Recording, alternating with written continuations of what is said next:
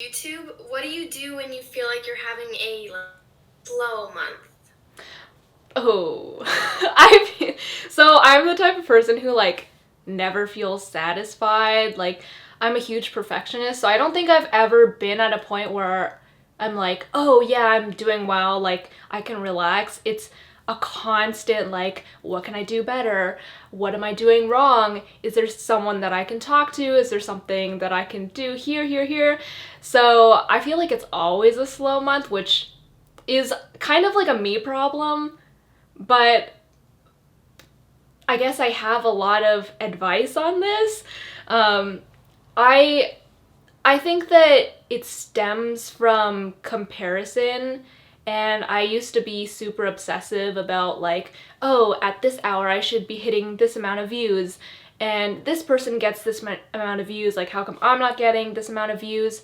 And I think what's really helped me is coming back to that point of why did I start this? Why do I enjoy making videos in the first place?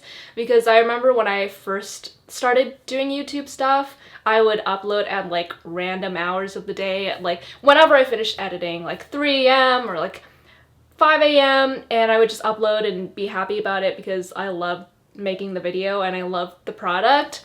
And I think over the years, especially if you start to gain a strong audience or get a lot of views, it starts becoming a game about, oh, how do I outdo myself? How do I get more views? And that is kind of the center point.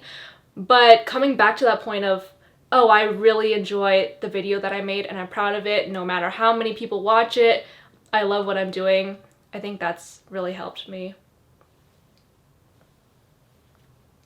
Yeah.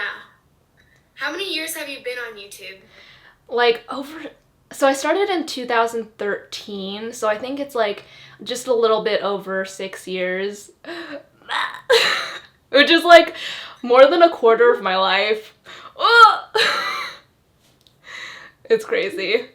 What is the biggest lesson that you've learned from doing YouTube for so long? Dedication is key. There's so many things that I've learned. I think dedication and hard work, I think I've always had those traits, but it definitely amplified them because I don't think people realize how hard it is to just keep going, because I think anyone can start a channel. That part's really, well, relatively easy, but keeping up with it and having the dedication and the passion to continue is that, I feel like that's really the hard part. What would you tell yourself 6 years ago when you were starting your channel? Would you like stick with the dedication part, or like what's the one thing that you wish you could tell yourself 6 years ago? I think the dedication part, in the beginning I had more than I had, how do I word this? I was like super dedicated and passionate when I started because it was new and fresh and I just love taking on new challenges. I think the advice I would give would be to branch out more and just try new things. I think from the beginning I was kind of scared to stand out. I'm still that kind of person where I like, it's kind of ironic because I'm on YouTube and like I have a lot of people watching me, but I don't like to stand out at all. I'm like, don't look at me. I think that has hindered me in some ways on YouTube, and like not being able to take risks is something that I kind of regret, but it is something that I am working towards, like doing the whole music thing. That is something that I wish I did sooner, but everything worked out and like I'm glad that it did.